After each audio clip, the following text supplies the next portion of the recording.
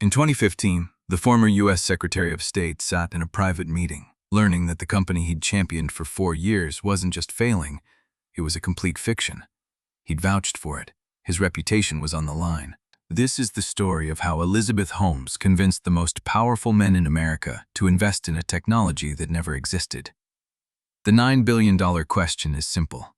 How do you sell a lie to people who should know better? The answer isn't about the science. It's about the rooms, the private dinners, the carefully curated boardrooms, and the one decision, made years before the collapse, that made every other lie possible. Theranos wasn't just a startup. It was a $9 billion valuation. It had $700 million in funding and partnerships with giants like Walgreens and Safeway, all built on a single revolutionary claim: hundreds of blood tests from one finger prick. But the lie was planted early. At Stanford, Holmes pitched her idea to Professor Phyllis Gardner. Gardner told her it wouldn't work. Other experts agreed. So Holmes did something smart. She didn't argue. She found someone who believed. Her dean, Channing Robertson, became Theranos' first board member. He had the credentials. And he introduced her to her first venture capitalists.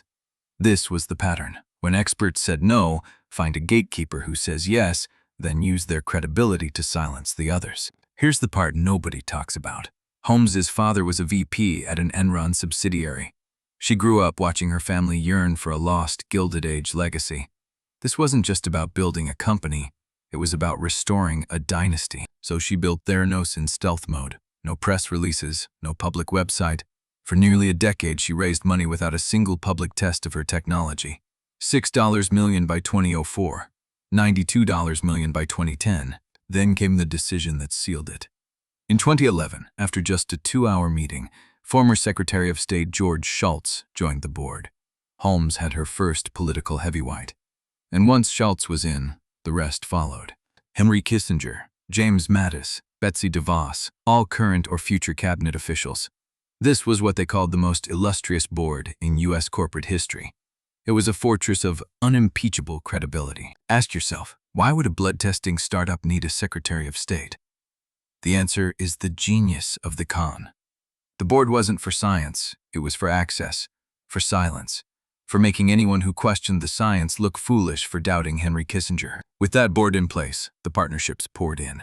Safeway invested $350 million to retrofit 800 stores. Walgreens put Theranos clinics in over 40 locations. The machine was rolling, but behind the scenes, the technology was a wreck.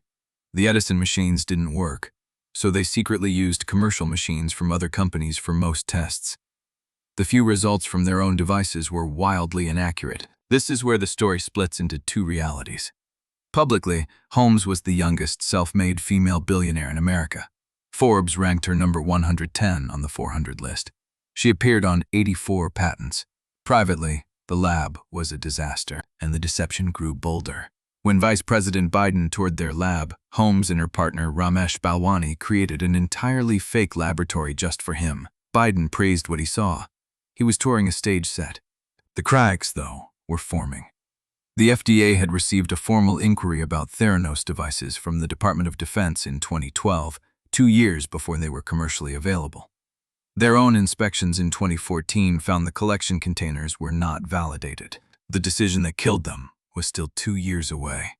Because the real threat wasn't regulators. It wasn't competitors. It was a 23-year-old kid who'd just quit his job at Theranos. Tyler Shultz was George Shultz's grandson.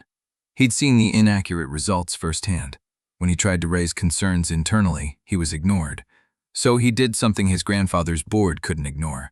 He talked to a reporter. That reporter was John Carrier of the Wall Street Journal. He'd gotten a tip from a medical expert who found the Edison device suspicious. But getting the story meant taking on Holmes's legal army, led by legendary attorney David Boies. Boies sent legal threats against Shultz.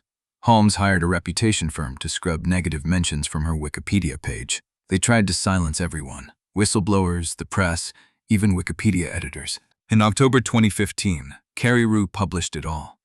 Theranos was using commercial machines. The Edison results were wrong. That evening, Holmes went on CNBC's Mad Money. Her response? She quoted Gandhi about changing the world, but the walls were closing in. The CMS found that Theranos' lab caused immediate jeopardy to patient health and safety. specifically from inaccurate warfarin dosing tests. Get that wrong, and patients bleed out. By June 2016, Walgreens terminated its partnership and sued for breach of contract. Forbes revised Holmes's net worth from $4.5 billion to nothing. The $9 billion lie was over in a matter of months. The consequences were severe. The SEC charged them for defrauding investors of $700 million. Holmes was convicted on 4 counts of wire fraud in 2022 and sentenced to 11 years in prison. Balwani got nearly 13 years. Together, they owed $452 million in restitution. So what really brought Theranos down? It wasn't the science failing. It wasn't even the Wall Street Journal. It was the board. That legendary, illustrious board of secretaries and generals.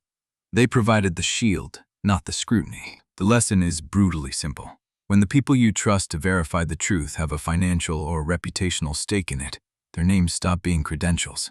They become part of the disguise. Credibility, when it's for sale, is the most dangerous product of all.